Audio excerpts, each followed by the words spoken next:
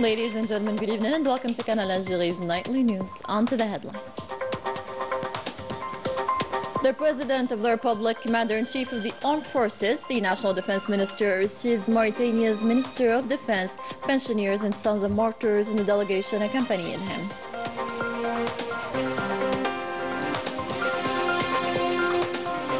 The Mauritanian minister is received as well by the Army General Saïd Chengriha, Minister Delegate to the Defense Minister and the PNA Chief of Staff.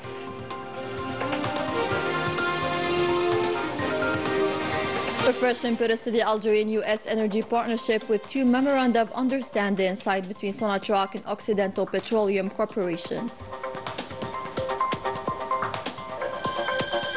And the diplomatic crisis between Algiers and Paris is heavily exploited by the French far right in search of legitimacy and own interests.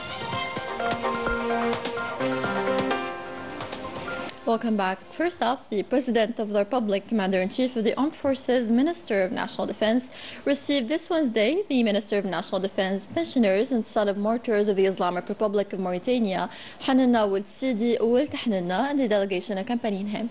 The audience took place in the presence of the Minister Delegate to the Minister of National Defense, Chief of Staff of the People's National Army, Saïd Chengriha, Army General, and the Principal Private Secretary of the Presidency of the Republic, Boualam Boualam, in addition to the advisor to the President of the Republic in charge of affairs related to security and defense, Boumediene Ben Attou. Here's what the Mauritanian Minister of Defense had to say.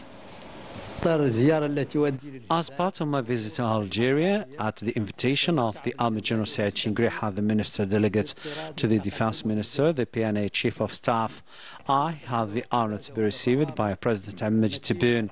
I conveyed to him the greetings of his brother, the President Mohammed Ould Sheikh Al Ghazouani, wishing him all the best, as well as for the Algerian people. We conveyed our pride for the solid bonds existing between the two brotherly peoples, hoping for the promotion as part of this strategic partnership. President Tebboune tasked me to convey his greetings to his brother Mohammed Ould Sheikh Al Ghazouani and his keenness to upgrade the strategic partnership between the two peoples. In related news, the Mauritanian Minister of Defense, pensioners and children of martyrs, Hanana Ould Sidi Ould Hanana, was also received by Army General Saïd Chengriha, Minister Delegate to the Minister of National Defense, PNA Chief of Staff. Started by Hamza Belqasim and Manal Marfou.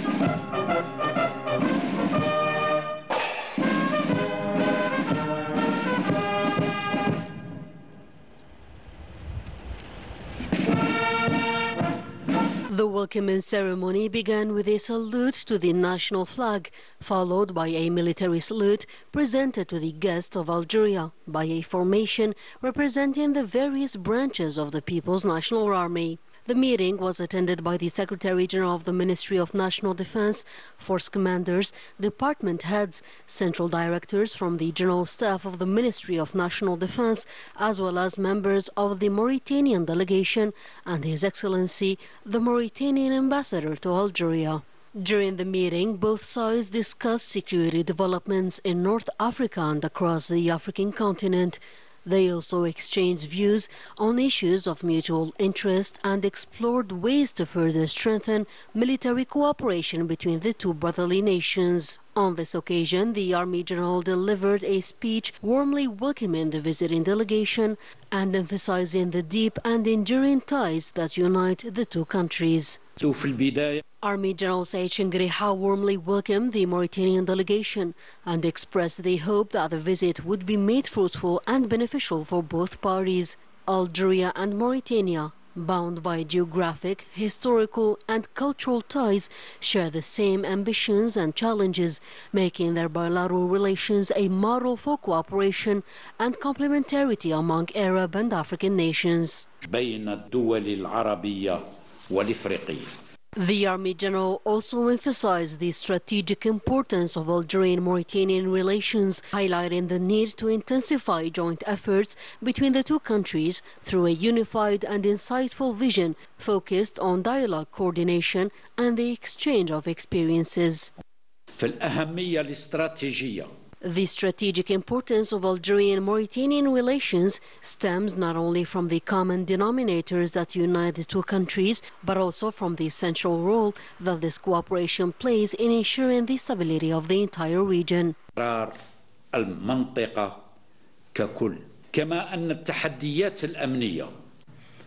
The security, economic and geopolitical challenges facing our region today compel us now more than ever to step up joint efforts through a unified and insightful vision based on dialogue, coordination, the exchange of experiences and best practices in areas of common interest. والممارسة الفضلة في ميادين الاهتمام المشترك. في هذا المنظور In this perspective, Algeria, under the leadership of Abdelmajid Tebboune, Minister of National Defense, is committed to strengthening its bilateral relations with Mauritania across various sectors, particularly in the field of security. In Algeria, it is firmly believed that the security and stability of both countries require a higher level of convergence, coordination and collaboration. مستوى ممكن من التوافق والتنسيق والتشاور. For his part, Hanana Ould Sidi expressed his satisfaction with the visit to Algeria, praising the strong bonds of brotherhood and good neighborliness that unite the two countries. He also highlighted Algeria's leadership role in promoting peace in the region. The delegation accompanying me and I truly feel that we are among our own in our second homeland, thanks to the strong bonds uniting the two brotherly peoples of Mauritania and Algeria. The military cooperation between our two countries has always stood as a model to follow in the Maghreb and across Africa, whether in terms of experience sharing, coordination on the ground or training. We also wish to highly commend Algeria's leading role in supporting regional stability. The historical and geographical ties between our two countries make each a vital strategic depth of the other, strengthened by the other's weakness. At the end of the meeting, Army General Said Chengreha, Minister Delegate to the Minister of National Defense, Chief of Staff of the People's National Army, and Sidi Ould Hanana, the Mauritanian Minister of Defense, of Pensioners and Sons of Martyrs, signed a cooperation agreement in the field of defense. Following this, Algeria's guests signed the guest book of the General Staff of the People's National Army. That was by both Hamza Belqassam and Manal Maafa. On to the government meeting chaired by the Premier Nadir Al-Arbawi and devoted to the examination of means of the implementation of the President of the Republic's instructions given during his annual meeting with economic operators last Sunday.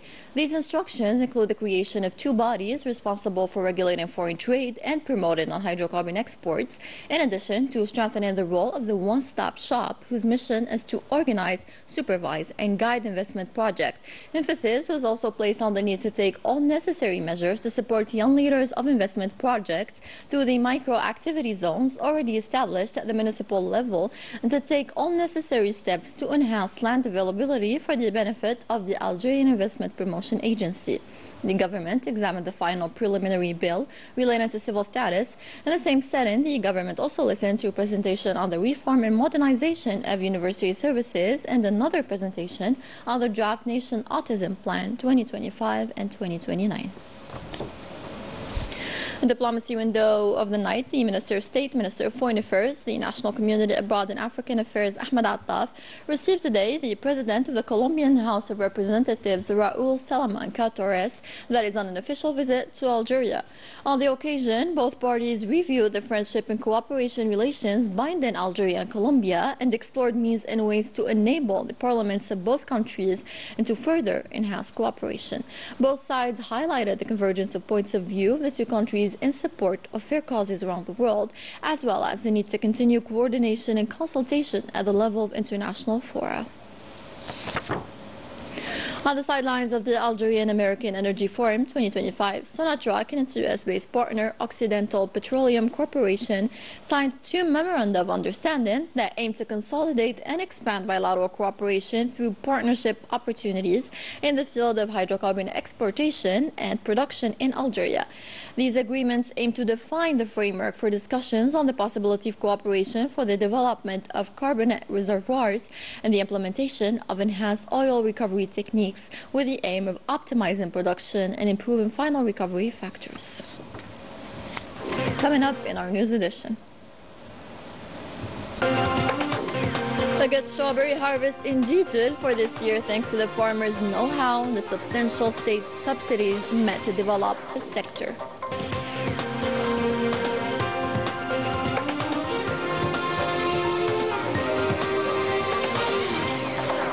Welcome back. Algeria's expulsion of 12 French diplomats following the controversial arrest of a consular officer has deepened tensions, fueled political opportunism in France, and exposed fractures within the French government.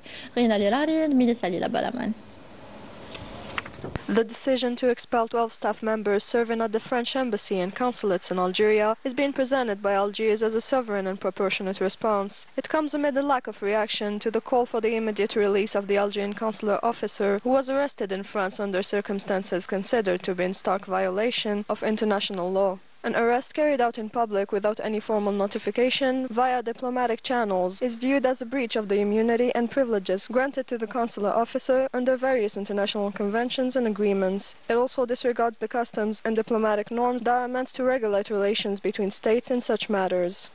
C'est-à-dire qu'il aurait fallu que les autorités françaises notifient French authorities should have notified the Algerian consulate either before or immediately after the arrest. Not doing so is a clear violation of international agreements. This ambiguity, at a particularly convenient time for certain extremist political factions seeking legitimacy and always eager to capitalize on rising tensions, most notably the National Rally, RN, which seized this diplomatic crisis to step up its rhetoric centered on security and national identity. L'affaire, je crois qu'il date de l'an dernier déjà. Et qu'elle soit relancée juste après. This case dates back to last year, so reopening it right after efforts to ease tensions between the two presidents is suspicious, especially in terms of timing. It seems some have a vested interest in fueling conflict, particularly those aligned with the National Rally's nostalgic vision of French Algeria. There's also confusion in France's stance, multiple voices, no clear direction. Even in Parliament, we ask, who sets the international policy? This lack of coherence is alarming and raises serious questions. Amid denial, awkward silence, and conflicting statements, the official voices within the French executive appear increasingly disjointed, exposing a governmental cacophony that further undermines France's position on the international diplomatic stage. Aminata Haidar, a key figure in Sahrawi resistance, revisits the brutal conditions of her imprisonment in Moroccan jails. Despite enduring torture and forced disappearance, her fight for free Western Sahara remains unshaken. More insights with both Belia Amarani and Melissa Lila Balaman. With profound emotion, tinged with both pain and pride, the icon of Sahrawi resistance, Aminata Haidar, recalls the unbearable conditions of her imprisonment in Moroccan jails, a chilling chapter of her life, a time when torture was the fate of prisoners, their cries and suffering echoing through the cold cells of the Makhzen's prisons. I was missing for 4 years, held in a secret base. Sur la population civile. This harrowing testimony sends shivers down the spine. Aminata Haidar, born into a prominent Sahrawi family, shared the grim details of her imprisonment and the many forms of violence inflicted upon her by Moroccan jailers. Despite the horrors of prison, the Sahrawi human rights activist remained unshaken in her resolve to continue her fight for a free and independent Western Sahara. In Gaza, the Zionist aggressor spares no one in their extermination war. Palestinian journalist and 10 members of her family fell martyrs on Wednesday in a bombing on their house. This comes at a time where famine is looming over the strip and most hospitals are no longer fit for purpose. Al Ahli Hospital, the last functioning medical facility in northern Gaza City, was bombed by the Zionist occupation forces, leaving it completely out of service. On to the operational report of the People's National Army's activity in the past week. In the context of the fight against terrorism, and thanks to the efforts of units of the PNA, the terrorists named Haj Osman Ahmed and Haj Osman Hamidi, known as Haban, surrendered to the military authorities of Ain Gazzam in the 6th military region, possession of a Kalashnikov submachine gun, a quantity of ammunition and other items, while other detachments of the PNA arrested 9 support elements to terrorist groups in different operations across the national territory. The framework of the fight against organized crime, the continuation of the tireless efforts aimed at countering the scourge of drug trafficking in our country, combined detachments of the PNA intercepted in coordination with the different security services in operations across the military regions 43 drug traffickers in averted attempts to introduce 32 kilograms of processed keef through the borders with Morocco, while 152 kilograms of cocaine and over 1,754,000 psychotropic tablets were seized. In Tamras, Burj Baji Mukhtar and In Saleh, detachments of the People's National Army arrested 773 individuals and seized 39 vehicles, 348 generators, 172 jackhammers, 15 metal detectors, as well as quantities of mixture of raw gold and stones, explosives, detonation tools, and other equipment used in illegal gold mining operations. On the other hand, 6 other individuals were arrested. An RPG-7 type rocket launcher, 10 hunting rifles, and over 77,000 liters of fuel, as well as 42 quintals of tobacco were seized during separate operations across the national territory. Similarly, border guards sorted at the level of our national coasts, attempts at illegal immigration, and proceeded to save 38 individuals aboard traditionally made boats, while 1,086 illegal immigrants of different nationalities were arrested across the national territory. And communique. Jijil has become Algeria's leading strawberry producer with over 200,000 quintals harvested annually thanks to favorable conditions, skilled farmers, and state support. The region offers abundant, affordable strawberries that reach markets nationwide. Coverage by Abdelrahman Shimaouni, taken up by Melissa Lila Balaman. The province of Jijil is witnessing an abundant strawberry harvest this year, thanks to favorable weather conditions as well as sustained efforts of farmers who earned a considerable know-how in cultivating products and heavily invested in developing their land. Strawberries are available and affordable. After Ramadan, prices dropped to 30 and 60 dinars per kilo. We're meeting local demand and supply in the eastern provinces. We have a good harvest and we supply other regions. Our varieties include Sabrina, Savannah, Melissa, and Parthenope. We keep prices accessible so everyone can enjoy them. Farmers deserve the most of the credit, supported by state incentives. They have mastered strawberry farming, using local plants, enabling Jijil to lead nationally over 200,000 quintals per year. Thanks to the expansion of the land dedicated to this crop, now exceeding 900 hectares, Jijil remains one of the undisputed leaders in strawberry cultivation. And from Jeddah, we end tonight's bulletin. Thank you for watching. Take care.